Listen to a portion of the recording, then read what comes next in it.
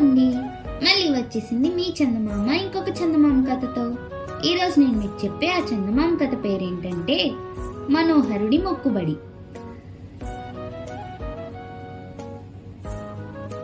శివపురం అనే గ్రామంలో మనోహరుడనే యువకుడు ఉండేవాడు.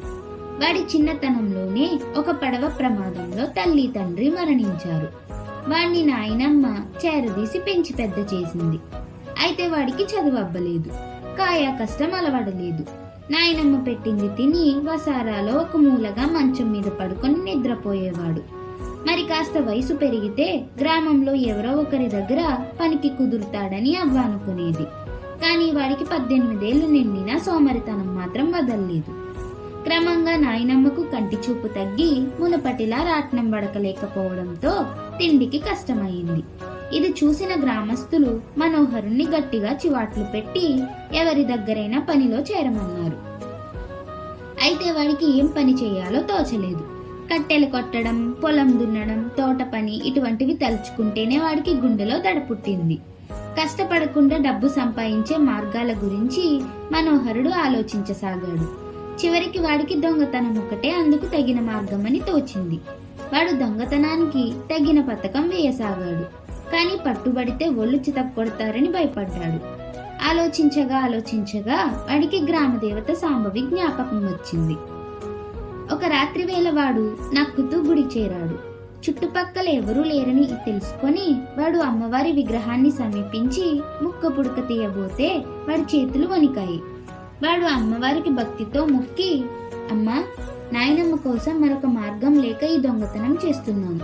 నేనెవరికి పట్టుబడకుండా కరుణించు. ఈ ముక్కు పుడక ఖరీదులో సగం నీ హుండీలో వేస్తాను అన్నాడు. ఇలా చేశాక మనోహరుడికి ఎక్కడా లేని ధైర్యం వచ్చింది. వాడు ముక్కు పుడక తీసుకుని జేబులో వేసుకొని గుడి నుంచి బయటికి వచ్చేశాడు. మర్నాడు అమ్మవారి ముక్కు పుడక ఎవరో దొంగలించారని గ్రామస్తులకు తెలిసిపోయింది. ఇంత అపచారానికి పాల్పడిన వాడెవడో పెద్ద రాటు తేలిన దొంగ అయి ఉంటాడని వాళ్ళు భావించారు. వాణ్ణి పట్టేందుకు గ్రామ పెద్దలు అక్కడ ఇక్కడ ఆరాలు తీయసాగారు. మనోహరుడు ఆఖరి క్షణంలో ధైర్యం కూడగట్టుకుని దొంగతనం చేశాడే కాని ఆ తర్వాత నుంచి వాడికి మనశ్శాంతి లేకుండా పోయింది. గ్రామంలో ఎవరు తన కేసి చూసినా, దూరం నుంచి గట్టిగా పిలిచినా తన దొంగతనం వాళ్ళకు తెలిసిపోయిందని బెదిరిపోసాగాడు. వారం రోజులు గడిచాయి. ఎవరు తనను అనుమానిస్తున్న సూచనలు కనబడలేదు. అప్పుడు వాడు ధైర్యం తెచ్చుకొని ముక్కు పుడక ఎలా అమ్మడమా అని ఆలోచించడం ప్రారంభించాడు. ముందుగా వాడు ఆ గ్రామంలోని శంభులింగాచారి దుకాణానికి పోయి అతడితో ఆ మాట ఈ మాట మాట్లాడి చివరకు, లింగాచారి, ఉట్టినే ఉబుసుపోక అడుగుతున్నాను, ఏమనుకోకు. ఏనాడైనా నువ్వు దొంగ వస్తువులు కొనుగోలు చేశావా అని అడిగాడు. ఆ మాట వింటూనే ఆచారి ముందున్న పట్టెడను సుత్తితో గట్టిగా కొట్టి, ఇలాంటి నీచ పనులు మన పొరుగురి నూకాలు చేస్తాడు. వాడు దొంగ బంగారమే కాదు, చవగ్గా వస్తే కొయ్య సామానైనా కొనేస్తాడు, చవట వెధవ అన్నాడు కోపంగా. ఆచారి మాటలకు మనోహరుడు చిన్నగా నవ్వి, ఏదో తమాషా కడుగుతున్నాను. ఒకవేళ అమ్మవారి ముక్కు పుడక దొంగలించిన వాడు నీ దగ్గరకు వచ్చి దాన్ని చవగ్గా అమ్ముతానంటే కొనవా అన్నాడు. కొనడం కాదు, వాణ్ణి పట్టుకొని ఈ సుత్తితో ఎడాపెడా మోది రక్షక భటులకు అప్పగిస్తాను. శంభులింగాచారే అంటే నిజంగా శంభులింగాచారే, ఏమనుకున్నావో మరి అన్నాడు సుత్తిని దుకాణంలో ఒక మూలగా విసిరేస్తూ. ఇది చూసి బెదిరిపోయిన మనోహరుడు తడబడుతున్న మాటలతో, తమాషా కడుగుతున్నానని ముందే చెప్పా కదా, నీ నిజాయితీ సంగతి ఎరగని వాళ్ళెవరు, ఏమనుకోకు అంటూ అక్కడి నుంచి దారి పట్టాడు. మర్నాడు వాడు అమ్మవారి ముక్కు పుడక పొరుగురులోని నూకాలకు అమ్మదలిచి బయలుదేరాడు. దారిలో వాడికి వీరప్ప అనే కాపలా భటుడు ఎదురుపడి ఆగమన్నాడు. తన దొంగతనం బయటపడిందని వాడు అదిరిపడ్డాడు. అయితే వీరప్ప జేబులో నుంచి చుట్ట ఒకటి తీస్తూ, నా చెకుముకు రాయి అరిగిపోయింది, రవ్వ పడడం లేదు, నీ దగ్గరుంటే ఇవ్వు అన్నాడు. దానితో మనోహరుడికి ప్రాణం కుదుటపడి, నాకు పొగ తాగే అలవాటే లేదు అన్నాడు. నాకు ఒకప్పుడు పొగ తాగే అలవాటు ఉండేది కాదు అంటూ వీరప్ప ముందుకు సాగిపోయాడు. మనోహరుడు నూకాలుండే ఊరు చేరి అతడెక్కడుండేది ఎవరైనా అడిగి తెలుసుకుందామనుకునేంతలో భటులు 2 మనుషులను పట్టుకుని చేతులకు సంకెళ్లు వేసి తీసుకుపోతున్నారు. మనోహరుడు దారే పోయే వాణ్ణొకణ్ణి వాళ్ళెవరని అడిగాడు.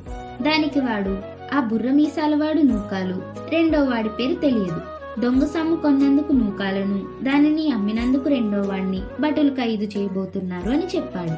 ఇది వింటూనే మనోహరుడికి ముచ్చెమటలు పోసినాయి. జేబులో ఉన్న అమ్మవారి ముక్కు పుడక గుండ్రాయంత బరువుగా తోచింది. వాడికి దొంగతనం ఎంత ప్రాణాంతకమో అర్థమయ్యింది. వాడు అప్పటికప్పుడు తన గ్రామం చేరి అమ్మవారికి సాగిలా పడి మొక్కి, తల్లి, నేను దొంగతనం చేసిన మహాపాపిని క్షమించు అని ముక్కు పుడక అమ్మవారి ముక్కుకు పెట్టి వచ్చేశాడు. ఇది చేశాక మనోహరుడి మనసు తేలికపడింది. ఆ రాత్రి హాయిగా నిద్ర పట్టబోతుండగా వాడికొక ధర్మ సందేహం కలిగింది. తను దొంగతనం చేసి పట్టుబడకపోతే ముక్కు పుడక ఖరీదులో సగం హుండీలో వేస్తానని మొక్కుకున్నాడు. ఆమె కనికరించిన బట్టే తన దొంగతనం ఎవరికీ తెలియలేదు. తప్పు గ్రహించి ముక్కు పుడకను అమ్మవారికి ఇచ్చేశాడు. కానీ ముక్కుబడి ప్రకారం ముక్కు పుడక ఖరీదులో సగం హుండీలో వేయాలా, వేయనవసరం లేదా? ఆ తెల్లవారి బాగా ఆలోచించిన మనోహరుడు, ముక్కు పుడక అమ్మలేకపోవడం నా చేతగానితనం, దానితో అమ్మవారికి సంబంధం లేదు. ముక్కు పుడకను తిరిగి ఆమెకు ఇచ్చిన మొక్కుబడి ప్రకారం దాని ఖరీదులో సగం హుండీలో వేయడం ధర్మమవుతుంది అనుకున్నాడు. తన మొక్కుబడి మాట నిలుపుకోవాలంటే తను కష్టపడి పనిచేయక తప్పదని నిర్ణయానికి వచ్చాడు మనోహరుడు. వాడు గ్రామంలోని పెద్ద రైతు గంటయ్యను కలుసుకొని, అయ్యా, ఏదైనా పని పంచండి, మీకు తృప్తి కలిగేలా చేయగలను అన్నాడు. మనోహరుడి సోమరితనం ఎరిగిన గంటయ్య మొదట్లో ఒప్పుకోలేదు. కానీ వాడు కాళ్ళ వేళ్ళ పడడంతో పొలంలో ఏతాంతో నీళ్లు తోడే పని అప్పచెప్పాడు. మనవడిలో వచ్చిన మార్పుకు వాడి నాయనమ్మ చాలా సంతోషించింది. గంటయ్య కూడా వాడి పనితనం, కష్టించి పనిచేసే స్వభావం చూసి చాలా తృప్తి పడ్డాడు. ఇలా 3 నెలలు పనిచేసి మనోహరుడు గంటయ్య ఇచ్చిన జీతం డబ్బులో సగం తీసుకుపోయి అమ్మవారి గుడి హుండీలో వేసి తన మొక్కుబడి తీర్చుకున్నాడు.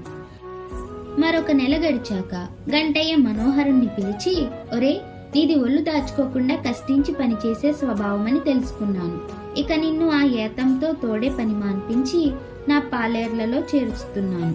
ఇక ఈ నెల నుంచి నీ జీతం 2 చేయబోతున్నాను అన్నాడు. దీనికి మనోహరుడు పరమానందం చెందాడు. తన సోమరితనం వదలడానికి, దొంగ అయ్యే పరిస్థితి తప్పడానికి, యజమానిని తనను మెచ్చుకోవడానికి, వీటన్నిటికీ మూల కారణం అమ్మవారి కరుణా కటాక్షాలేనని వాడు మనసులోనే ఆమెకు కృతజ్ఞత చెప్పుకొని నమస్కరించుకున్నాడు. అలా కథ కంచికి మనమింటికి.